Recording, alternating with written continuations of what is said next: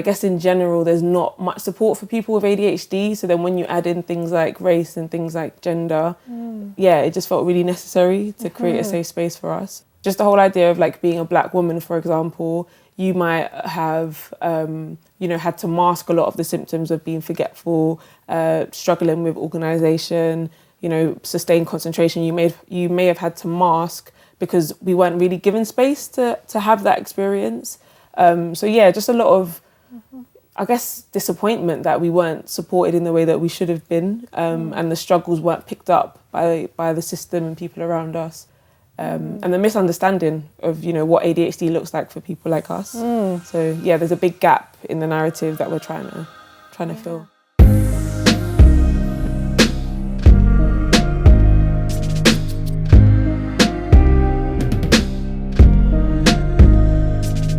Hello, I'm Dr. Sheri Jacobson, and this is THERAPYLAB, a podcast dedicated to therapy, mental health, and the art of well-being. In this episode, we are joined by singer-songwriter Vivienne Isebor to talk about her life and work. So, can you tell us a little bit about yourself? Yeah, so I work in mental health as a trainee clinical associate in psychology, and I'm also the founder and director of ADHD Babes, which is a support group for Black women and Black non-binary people with ADHD. And besides all that, I do like singing, songwriting, and performing arts. So a bit of a trio. Quite a mix. Yeah. Quite a mix. So how did you get in? Let's start off with singing and songwriting. How did you get into that? I guess I would say I've always kind of sung. Like I was always in the church choir, like the youth choir, and then in college as well. I was in the gospel choir there. And then when I got to uni, I think that's when I started to take it a lot more seriously. I met people that actually did a music degree. I was like, oh my God, I didn't know you could study that. I just made friends with them. And then, just kind of learned about recording, the whole concept of like live bands. And then from there, met loads of amazing musicians, started making music, started performing, and then, just kept rolling. Great. And how did you get to be on The Voice? That was a big whim. Someone I know, they kind of encourage people to get on. So they'll like let people know when the live auditions are, or the open auditions are. They do an event called Vocals and Verses. So they let me know that the open audition would be at some point in summer. They said, give it a go, blah, blah, blah. So I thought, you know what, there's no harm in it. Did the kind of 3-hour waiting in line thing. And then I actually got a call back. And then from there, there was like about 3 or 4 stages of callbacks and interviews and psychological assessments and all that jazz behind closed doors until, I got a call back for the blinds. And what was your experience of it like?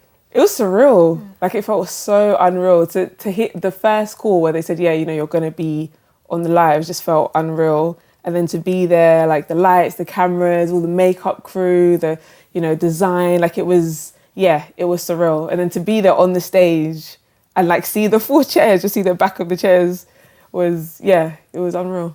Yeah. And the outcome of that? Yeah, it was good. I walked away not knowing that Sir Tom Jones had actually turned for me. So that kind of added another layer of excitement to the experience. But it was amazing. Like to be validated by such a legend. Yeah, I'll never forget that. And so you're recording now? Yeah, so at the moment I'm working on some new material. I did release like an EP about 2 summers ago called Elemental. So now I'm trying to work with different sounds because that EP was very much like my core, like neo soul sound. So now I'm trying to play with a few other things, some lovers rock, some ballads, and just see what I can do. Yeah. So how much of your time is taken up doing that versus your other work? It's a bit weird because I've got like 9 to 5 of like, you have to go to work type thing. And then I guess it's almost like 6 to 11 of whenever I can fit things in. And now the outside has opened, I've been going to a lot more like open mics or like jam sessions just to get back into the swing of things. So literally every evening I have a plan, other than like weekends, I have a plan of things I can do to try and get creative. Your experience of the music industry so far, what would you say? I don't know, it's kind of tricky because I feel like for a lot of creatives now, we feel like we have to do more than just the music. Like it's almost not enough to just be like a really good creative. Like you need to be good at marketing, you need to be good at like networking. And I know those are things that I have absolutely no interest in. I'm no good at them. But in terms of that progression, it's like you kind of have to be in the right rooms to move forward. So it can be quite difficult, to be honest. So I try to stay around other creatives that kind of remind me why I like doing it in the first place. Yeah. Okay, so tell us about ADHD Babes. Fascinating. Yeah, that was a thought baby that came to life. I was diagnosed quite late, in my 20s. And I remember the person I was with at the time, they were trying to like connect us to support groups, but they weren't very diverse. So they were like, why don't you make your own? So I made a Facebook group and it started to grow naturally. Then we moved into a WhatsApp group, again, started to grow naturally. And then last year during the lockdown, one of the girls in the group suggested we start doing Zoom calls. And then again, like we would promote it on Twitter or on Facebook and people were really interested. And then I finished my master's in September and then decided to go public with two of the other girls that were in the original WhatsApp group. So from there, it just really blew up. We had loads of people interested, loads of people kind of identifying with the symptoms of ADHD, but not realising that those symptoms were ADHD. They kind of just thought it was personal quirks. So yeah, like a lot of people kind of flooded together and the community has just been so beautiful and so strong. Like we've really held space for each other. Yeah, it's been really good. And so the decision to make it focusing on two groups of people, what kind of informed that choice? Well, at first, the Facebook group was for Black women. That's like how it originally was, because that's how I identify. And then it's when we decided to go public, and I sat down with the two co-founders. We kind of there were some people already in the group that didn't identify as a woman. They were non-binary, and we didn't want them to feel excluded, because ultimately it was about us coming together and finding support, especially because there was no other space like that. Yeah. So it was more just to make sure, that people weren't excluded from the experience. We didn't want people to feel alone, so we thought, And I guess in general, there's not much support for people with ADHD. So then when you add in things like race and things like gender, it just felt really necessary to create a safe space for us. So. Yeah, and what kinds are the common forms of, what are the common threads of conversation? What's trending in a way? I mean, there's a lot of talk around the lack of resources, the lack of awareness, the fact that so many of us are diagnosed late. We've got people that were diagnosed in their 50s and 60s. Just the lack of understanding and the fact that it wasn't seen in people like us. So when I speak to when we've spoken to other people who have ADHD, they may have been diagnosed late, for example, in their late teens. But even then, that's very different to getting diagnosed in your 30s. So just the whole idea of like being a Black woman, for example, you might have, had to mask a lot of the symptoms of being forgetful, struggling with organisation, sustained concentration. You may have had to mask because we weren't really given space to have that experience. Just a lot of, I guess, disappointment that we weren't supported in the way that we should have been, and the struggles weren't picked up by the system and people around us. And the difficulty of accessing support, again, as a Black person or as a woman or a non-binary person, the lack of support, the lack of access for it. And the misunderstanding of, what ADHD looks like for people like us. So, there's a big gap in the narrative that we're trying to fill. And for you at the time, what led you to then go out and seek, and how did it unfold? Who did you go and see? For my, I actually went for an assessment for autism originally, because I went travelling after uni. And during that experience, I just realised, I was like, there's something not right. Like, I'm really struggling without the structure, and little things were really I was struggling to manage my emotions. So I got tested for ASD, but they screen you for ADHD and OCD as well. So that was kind of my segue into the ADHD assessment. Where was that done? That was from my GP. Right. Yeah, Yes. I went through my GP. Yeah. But I do always credit the fact that I was already working for the National Autistic Society at the time. So I kind of knew the terminology to say, oh, this is why I think I have ASD. Yeah. And I feel like if I didn't say that, then they probably wouldn't have referred me on. And I feel like that's part of the gap, that people can't get the support they need because they don't have the language that service use. So that was the segue in. So I had the assessment for ADHD. I think it was across 2 days. And there was a day when my mum had to come in as well because they asked about like childhood experiences. And then I came back with inattentive type, but with traits of impulsive as well. Yeah. How did you take all of that? What was it like for you? I was in full denial for a good couple of months. I didn't want to engage with it. Like I didn't really relate to the whole idea of ADHD. It didn't feel, I couldn't connect with it at all. So I feel like it took the person I was with doing lots of research on Healthline and Googling for me to be like, oh, do you know what? Okay, this does sound like me. You know, I do lose my bank card every month. And I am late everywhere. So, it took a lot of encouragement. Yeah. And where did you go from there? Was there any talk about things that you could do to manage it? Yeah, so they were very into holistic health. So I started doing a lot of meditation, a lot of yoga. I was attending martial arts twice a week to get my energy out. Lots of like sensory things. So I'd use a lot of candles, incense, essential oils, just sensory things to have in my hand to help like when I'm feeling anxious or restless.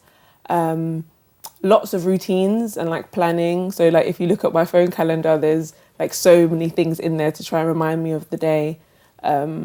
And then, just kind of getting into a solid routine where I know I wake up at this time, I'm supposed to go to bed at this time. Even though I don't always stick to it, having the structure in mind helps me not just completely go off the rails.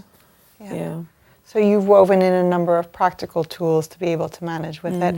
Did you have any professional support or anyone to lean on to talk through it at all?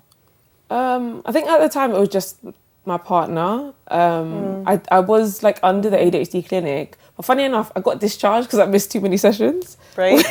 Like, I mean, kind of here for the ADHD that causes me to forget, but that's a whole other thing in itself. So they were really supportive, but other than that, I didn't really feel comfortable.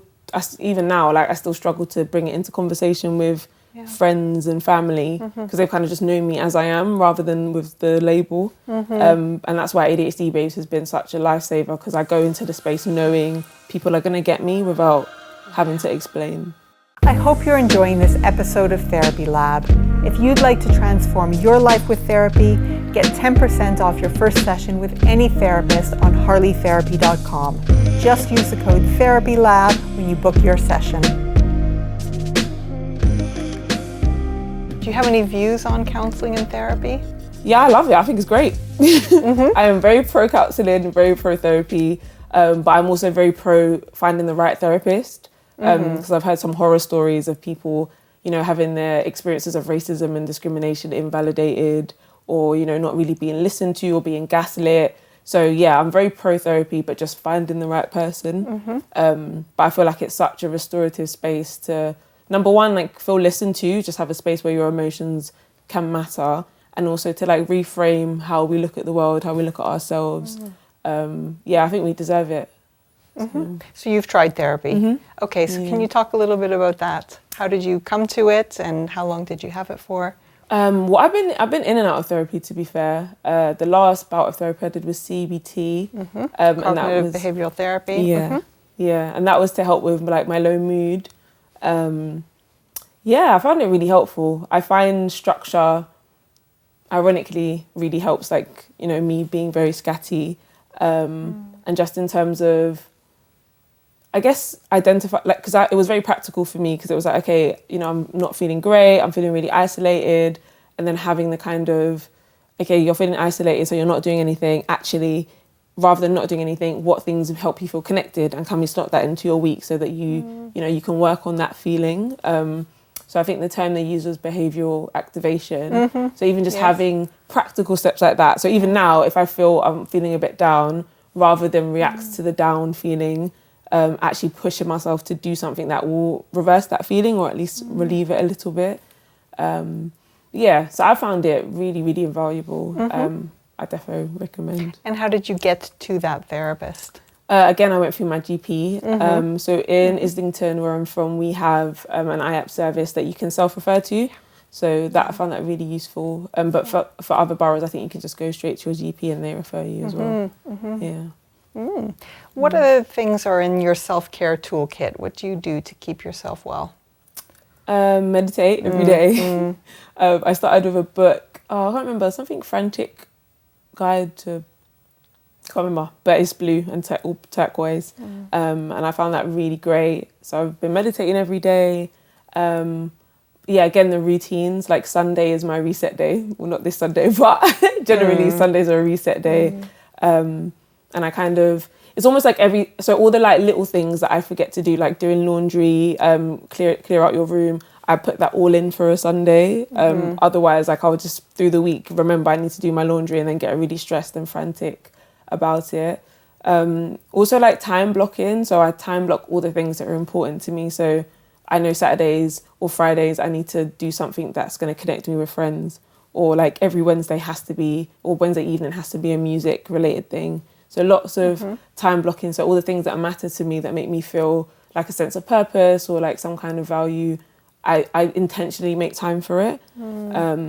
Yeah, and include rest within that as well. So yeah, I find that really helpful. And also going to nature, like on a Sunday morning, I always try to spend some time just in nature, like no phone, just be present. And I find that really useful. And then I guess the general stuff of like regular exercise as well. I do feel like that like washes out a lot of brain fog when it builds. What kind of exercise do you do? I love martial arts, but obviously the lockdown has got in the way of that. But I tried to incorporate like body exercises, either jogging or some kind of like box fit-ish type things. Yeah, so I prefer that kind of stuff. Okay, going back to the your work and what takes up most of the time. So your 9-to-5 job is working in mental health, like a community psychology team. Yeah. What work does that? I mean, what does that involve? It's almost. Well, it's a new team actually, so it's forming. So at the moment, what we do is groups and one-to-one sessions, but we don't have like a set type of therapy that we do. So with one person, I'm doing narrative work, which is kind of like telling their story or reframing their story, and another person I'm doing DBT skills with. So like dialectical behavioral therapy. Yeah, which is looking at their emotions. How do they identify their emotions? How can we manage and respond to our emotions differently? And the group is like a psycho-education group around trauma. And we're also doing some like creative spoken word groups that links in with narrative therapy as well. So yeah, it's kind of unformed, but most of the time is like, yeah, either one-to-one sessions, group sessions, or all the boring admin stuff that you have to do in between. What is spoken word? Spoken word, I guess, it's a form of performing arts. So it's almost like, I wouldn't call it poetry, but there's a big emphasis on the story that you're telling and the message that you've got behind your piece. So literally, like you might write a piece and when you perform it, they would consider it spoken word. Yeah. Is that something that you did before, or? Yeah. So I infuse spoken word into my music. So yeah, it comes from there. And is this sort of tied up with your counselling degree because you're also studying? Not directly, to be fair. So the spoken word stuff, I kind of just like pushed it in a little bit because I feel like it's a nice medium and we can still like incorporate the narrative therapy stuff. But in terms of like work and studying, it's... So you're not doing a placement? So it's a lack of placement. It is a placement. Yeah, so 2 days a week uni at UCL and then 3 days on the placement. Gotcha. Yeah. And how's the course going? It's hard. Like... it's weird doing uni online. Like, yeah, concentrating has been extremely difficult. Yeah, and just the whole concept of like having deadlines again, but then also I'm going to work tomorrow. The balance is really weird. But yeah, getting there. Well, I must say, your voice is exquisite. Thank you. In my view. I absolutely love listening to you. Will we be hearing more of you? Yes. Yeah? Yes. So yeah, the project I'm working on at the moment, fingers crossed that should be done by the end of summer. But yeah, in the meantime, my EP is out as well. But yeah, definitely. Like, I don't think I could ever stop singing. That would be the last thing I'll stop doing. Well, you're certainly managing a lot, and you're doing well at all of them. So thank you so much for joining us. Where can people reach out to you and see your work? So my music-related stuff, you can follow me on like socials, on Vivienne Sings, which is Victor November Sings.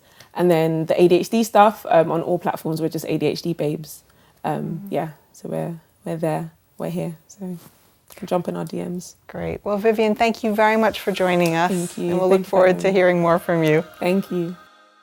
Thanks for listening to Therapy Lab. Do hit subscribe to keep up to date with new episodes. To find private, affordable therapy from around the world, visit harleytherapy.com today to transform your life. We'll see you next time.